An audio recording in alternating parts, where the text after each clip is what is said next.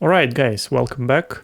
It is part 3 of building our real-world Clojure application from scratch.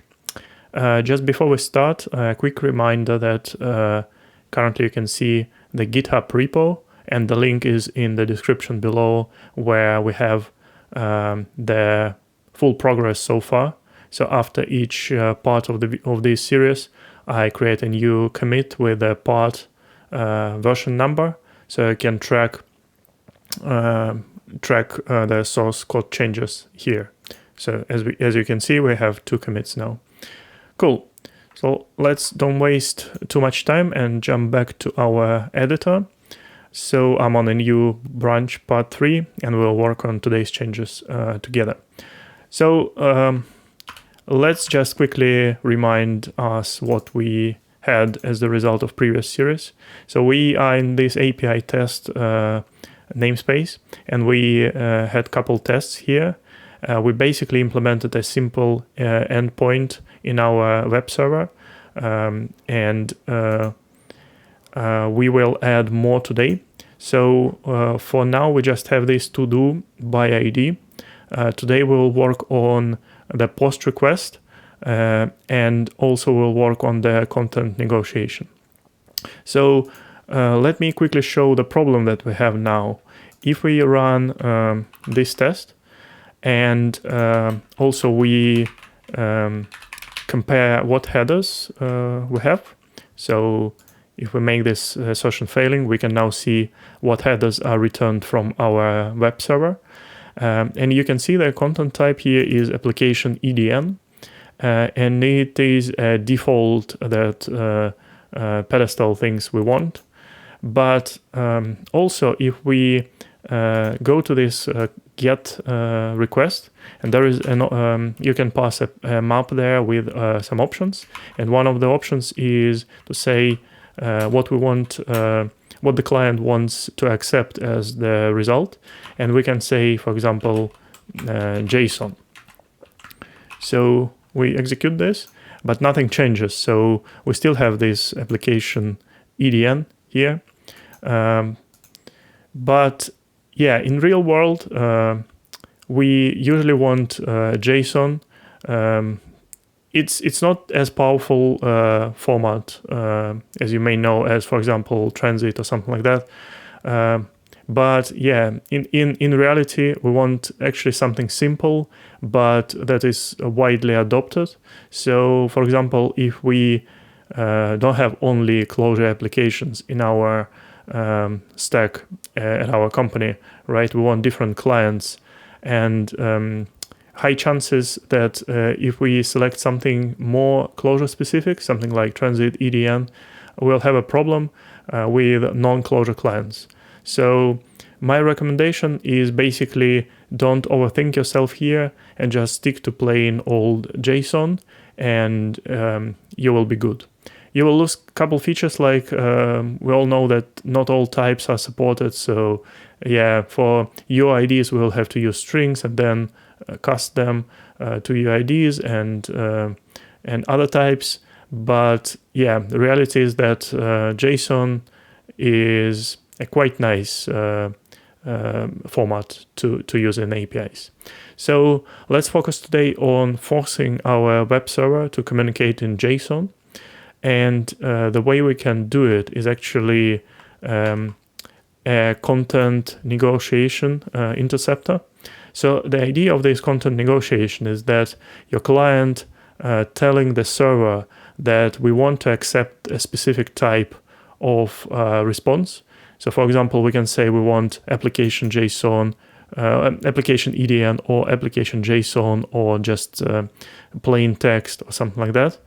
And if we specify these supported types on our server, if client requests something that we don't know how to respond with, we basically fail fast, and we're saying that to client that we cannot serve your request. And there is a specific code for that in HTTP spec, which is 406. And yeah, we'll see that in action. So let's start here. We don't want to support all 4. As I said, we'll just focus on this application JSON. So we need to add this to our namespace. So let's put it here. And I really hate to shorten these names, so the editor will help us to autocomplete. So let's call it content negotiation, and then we want this interceptor, and let's put it somewhere here. Content negotiation, and let's call it content negotiation interceptor. Cool. And as I said, in supported types, we want application JSON. No need to put it in a separate def. So let's do just this. Cool. And now we basically want to add it in the chain of interceptors that we have. So we can just extend this vector and say content negotiation interceptor. All right. If we go to our API, let's try it once again. Still nothing changed, but let's now change this one to EDN. So, and now we see that there is actually exception. If we want to avoid throwing exceptions, we can configure CLJ HTTP with throw exceptions false. And instead of throwing exception, it will return a map with a correct status. But now we can see that it says not acceptable, and the code is 406. It is because we actually asked to respond with EDN, but now our content negotiation interceptor basically says I cannot, like the server will not be able to respond with EDN for you, so we're failing here. We can try the same in the simple get greeting test. Let's see if that works. Yeah, so the same. And why I done that is basically we can just have a separate test for that behavior. So let's say let me copy this long name, content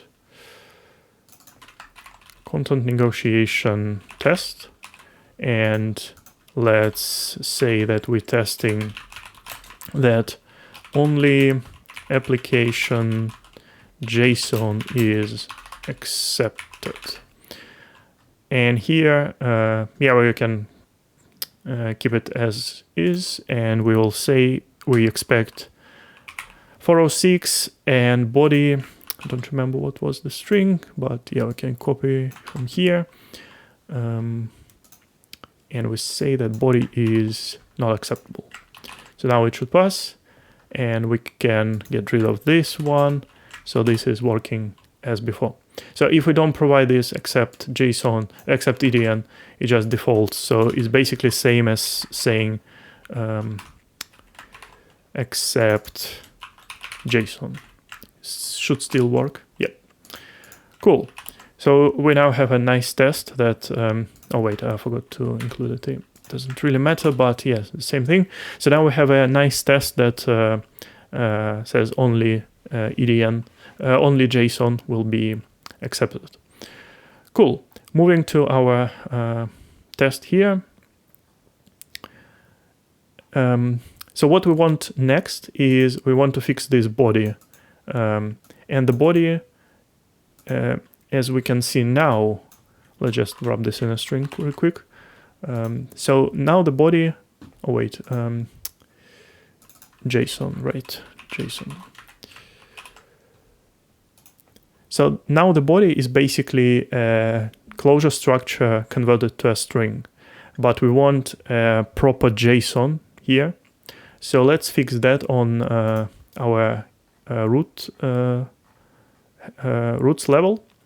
So what we want is, I think we want just to hard code it here. So it will be content type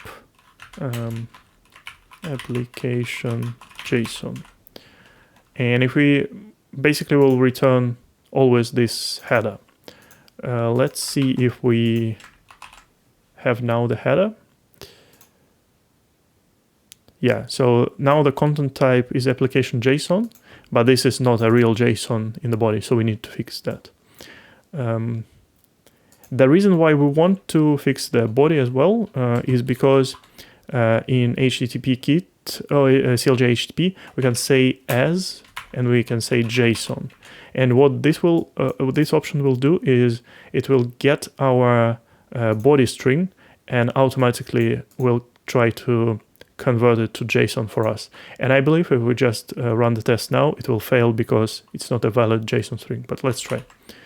Yeah, now we got getting an exception saying that unexpected character, blah, blah, blah. But it basically means that our string here is not a valid JSON. So yeah, let's go back to our HTTP server and try to fix that.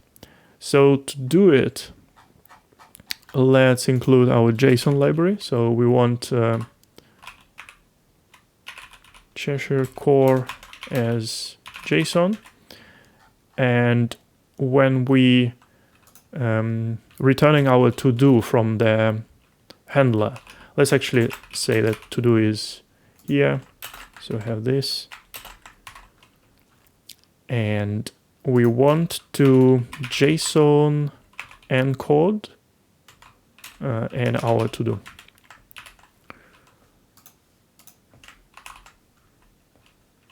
See, now we don't have exception, right? And we now see that the body is actually converted from JSON to Clojure map. So if we're going back and fix this, we can do to-do one and execute. It's still failing because of two things. First of all, our headers are still there, so we can remove them from the list. But as I mentioned previously, we're now getting this JSON limitations, so we don't have the types for UID now. So not to overcomplicate things, I just suggest we change our structure a bit, and we will always use these IDs in a string format. There are better ways of doing that potentially, but it's not the purpose of this episode. So let's keep things simple. So we have a string here, and I know we also don't want to pass the EDN here as well. And yeah, let's see if we have any other places, but yeah, let's try running that. Yeah, still not working. Yeah, UID for the item here, yeah, string. Let's run, cool. Yeah, so now we have this test passing. Let me double check why this is not passing. Yeah, it's because empty body. Yeah. So let's improve this a bit as well. So instead of this OK handler function, let's do not found as well, and it will be partial response, and the status will be 404.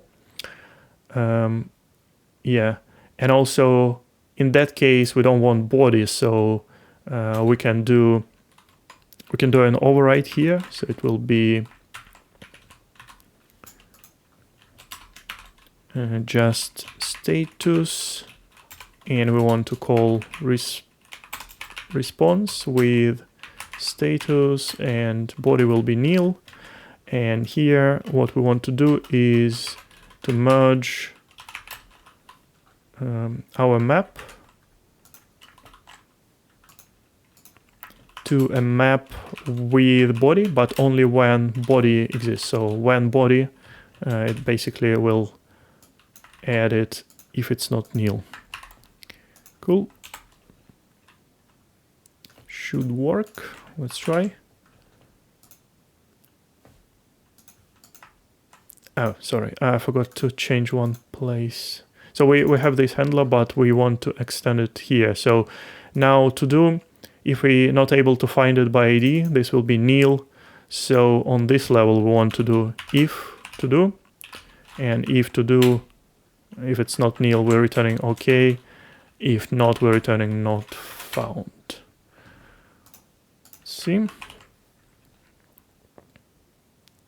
Yeah, and it's the same issue. So CLJ HTTP by default thinks that non-200 codes should be an exception, but it could be easily fixed with this option, not to throw exceptions. Right. And now we have the empty body and 404. So the only thing we need to change is actually 404 here. All right, so pretty good. Let's run all tests in the namespace. Yep, still happy. And let's run our test for the everything.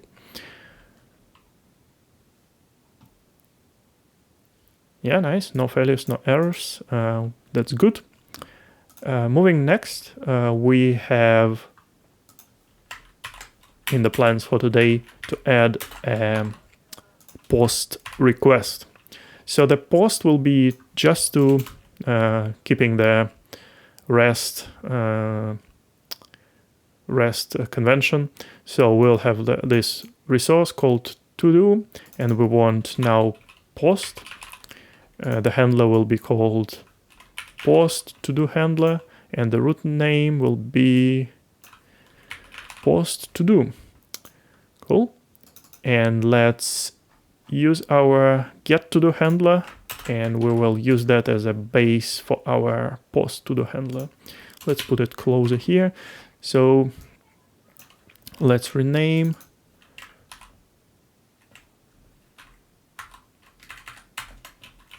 post. Cool. Oops. Post. Yep. So what we want to do inside is we want to get our body params now from the request, and that will be our to do.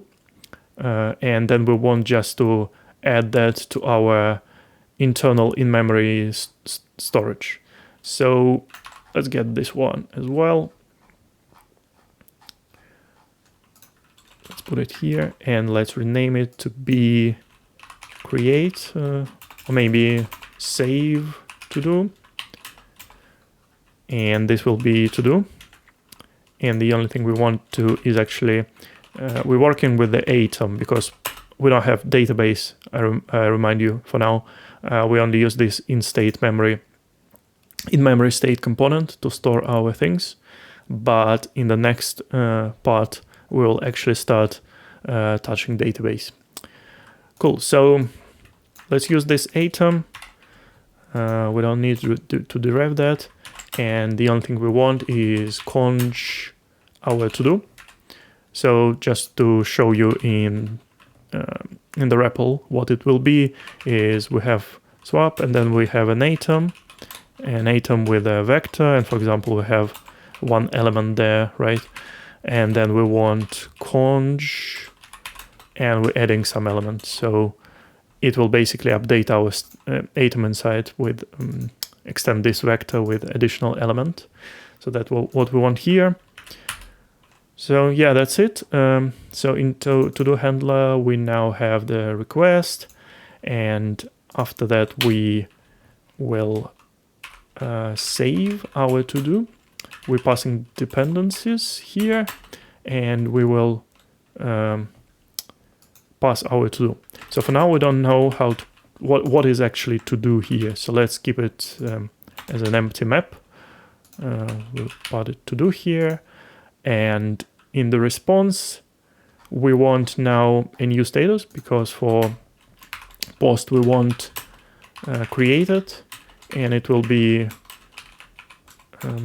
response 201. So here, just to keep things simple, we just want to return created, and let's just put to do as is there. So we'll respond with what we received, but we also saved it to our in-memory store. Cool. So having that, let's go to our API test, and we can oops, copy this entire thing, go to the end, and now we have post to do test. So we don't want to set anything in our state item ahead of time, and we don't want this call anymore. If you remember this URL for, we can construct our URLs, so it will be now post to do, no path params, only body params. And for body params, there is an option in this map, so we say just body. We need to convert it to JSON, so it will be encode, and we doing this to do 1. And response we expect it to be 201. Let's see what we get. Cool, 404. Interesting. Post to do.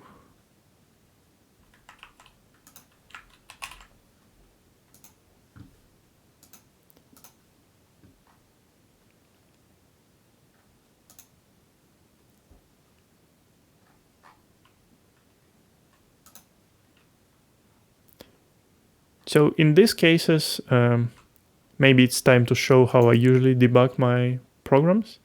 So I'm not always using print lines and all that stuff because it's a bit annoying to put it in all the places. And actually the debugger works pretty good. So let's try using that. So we can put a couple breakpoints here and there in our to-do handler, and we expect this to trigger our execution of that function. So let's see if that's the case.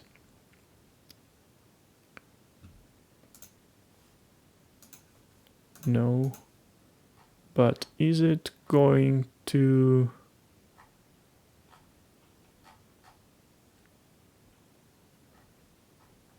our get to do handler for some reason?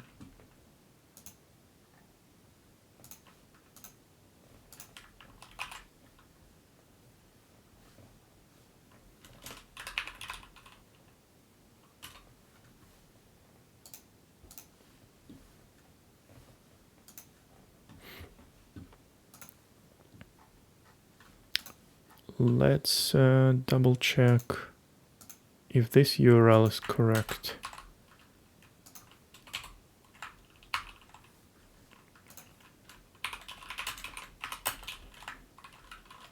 Just compare it to anything, put it here. To do. Oh, wait, I'm idiot. Yeah, so this client get it, it's not get, it's post now, right? So if we execute it now, and yeah, we can check how debugger works, right? So we inside here in the request, the cool thing about IntelliJ is if you hit your breakpoint, you can click here and then evaluate expression, and now we have access to basically inside this flow now, so we can see not request, sorry, for example, keys of the context, right? And we see this, or we can get request from the context. We can evaluate that we have in our request, and we can do keys of that just to see that's all our keys, right? Yeah, and for example, you want to get a body of that. Yeah, we now see the body is actually a JT class, which is input stream, and we will check in a sec how to convert that actually to JSON. So yeah, this debugger is pretty good tool. Yeah, just try that if you have any issues. Cool. So this now is what we expect. Let's see in our tests what we have.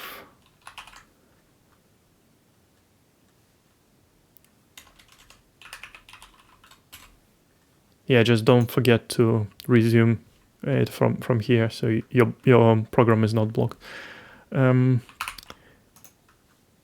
Moving back to tests, let's run this once again.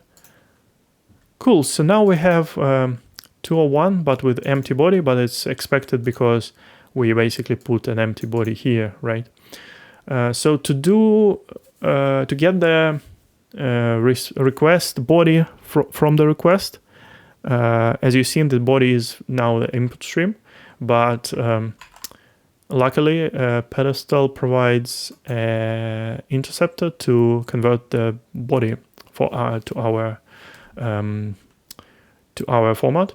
So it's called body params, and if we pass the content type in the request saying that it's application JSON, this interceptor will pass JSON, and it will chaos keys to keywords, and the result will be in this key JSON params inside the request.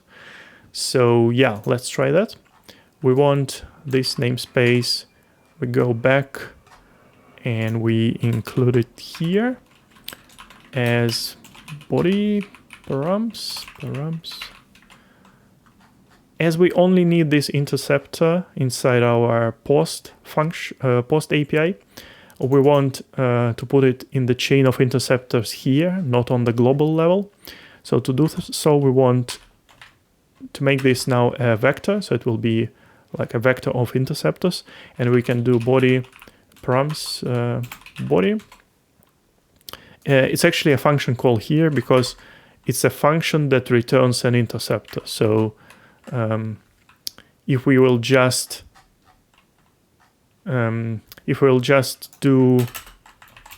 put a function here, it will not work, and it's a common mistake I've seen. So just double check if something from Pedestal says that it is interceptor, double check that it's not a function that returns the interceptor. The reason here is sometimes we want this extra properties passed, and the interceptor is actually created here, so we need to call a function. But yeah, anyway, let's wrap it back to our function call. And now, if we enable our debugger again, let's go to tests and execute it once again. Oh, wait, I think I triggered all tests.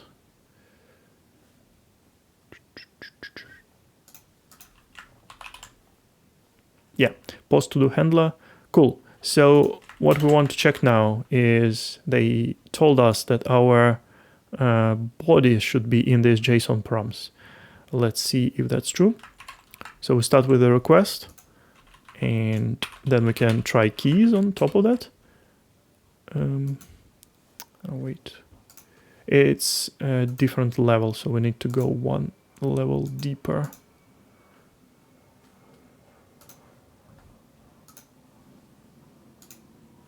Yeah, right here. Evaluate expression, keys, request, context. Here we go.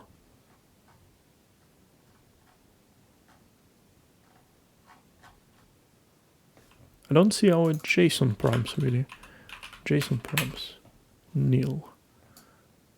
And why it's the case? Let's see what we have here. Yeah, so we are not passing the header properly. So if we look here in documentation, it says that it expects content type JSON, but now I believe it's not set there. So to fix that, we can do a content type here. It's a part of CLJ HTTP properties, and we say JSON here. And now let's try it once again.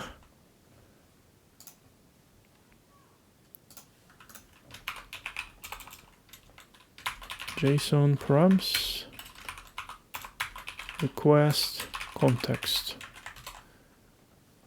Nice. We have our input here. So Cool. Let's resume our program. So now this to-do is actually JSON params from request, right? And we just want to store that. Go back to our test and run this.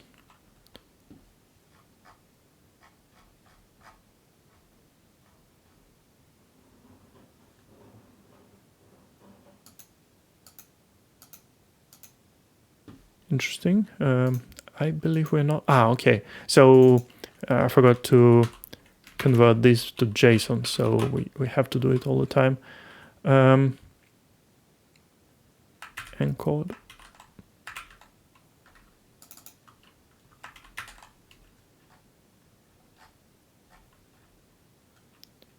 So potentially what we can do here is, as we hard coding JSON here, we basically can do it on this level. So we save a couple lines. So it will be JSON encode body, right? And everywhere where we pass, we now can basically pass the object, and then it will be converted to a JSON string when we need it. But be really careful with this common logic like this. Sometimes some duplication of code is actually better than use some generic functions, and after that you want to change one place and you have to refactor the entire code. But in our case, that should be fine. Let's see if it fixed the problem. All right, so we have a green thing here. Cool. And the final thing for today that I wanted to discuss with you guys is a bit of basic schema validation. So what I'm saying is that if we put some random map here and execute the test, it will still work. So for example, let's remove ID, right? Still works, but we don't want it to be saved in our in-memory store. So let's start looking into the validation options that we have, and let's use this schema library, which is so far my most preferred library, to be honest. I found the Clojure spec a bit hard to learn at the beginning, and I heard a lot of positive things about Mali, but I haven't tried it yet. But we'll definitely try it with you in one of the following videos.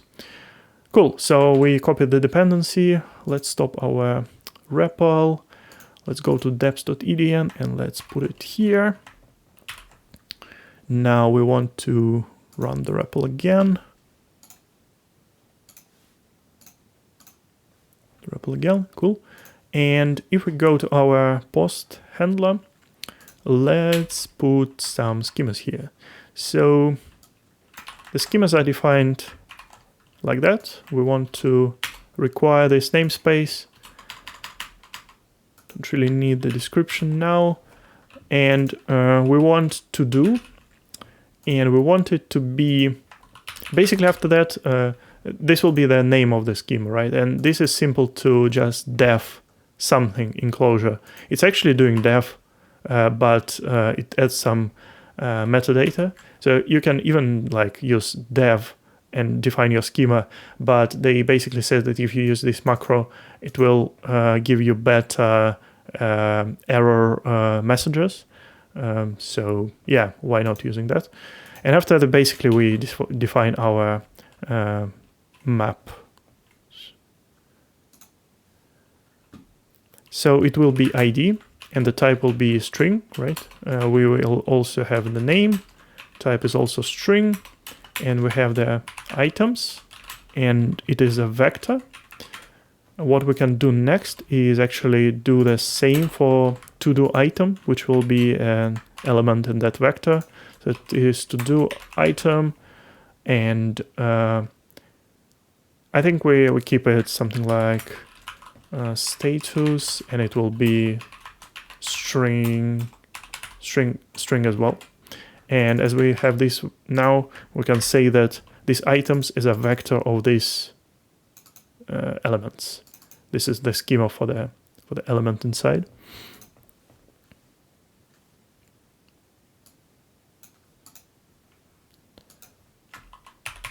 Cool, let's load our namespace and we can see schemas in action. So the function we're mostly interested in is this validate. So we put the schema name here and we put our map in the end.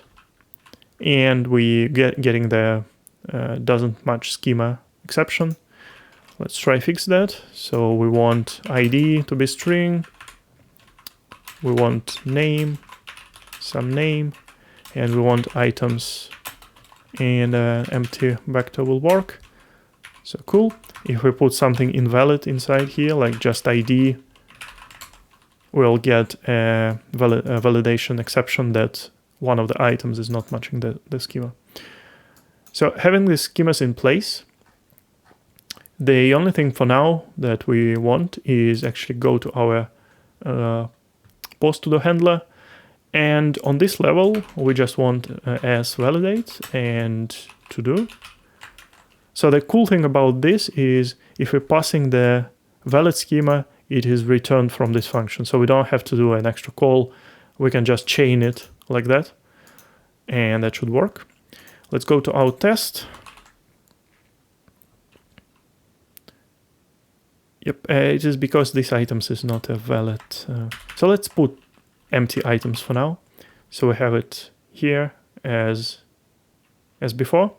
And now let's maybe quickly add an assertion about invalid schema. So we want it to be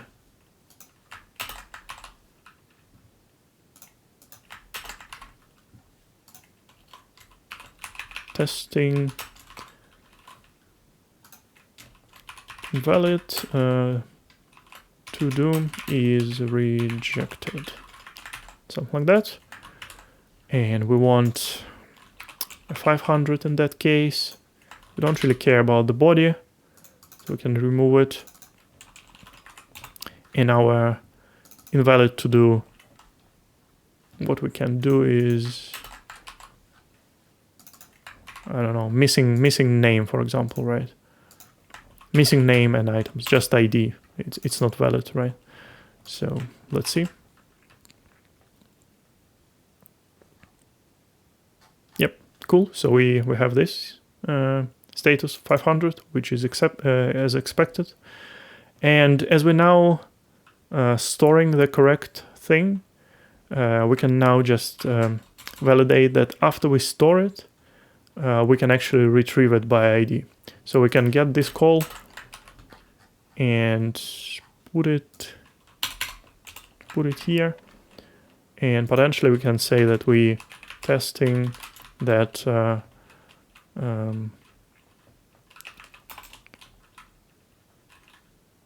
store and retrieve to do by ID.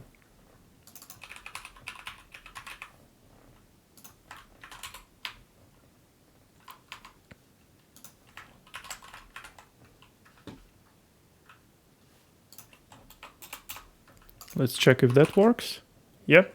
Just to demonstrate that we're not cheating, is actually this call is changing our state in the atom. So if we miss this call, I believe this will be a 404, right? Yep.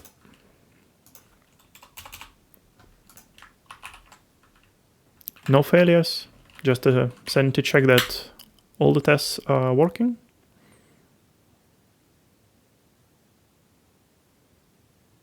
Yep, no, zero failures, zero errors. And that's basically it for today. That's what I wanted to show. Please like, subscribe. The dynamics of the channel are pretty good so far. I just started a couple weeks ago, got some subscribers and some comments and likes. Really appreciate that. If you find the content useful, please subscribe and leave a comment. That really helps. And yeah, I have a bunch of ideas about other videos. We will play with multiple things, but also this series about building production-ready Clojure application will continue really soon. So yeah, stay tuned. Have a lovely day and happy coding, and see you in the next video.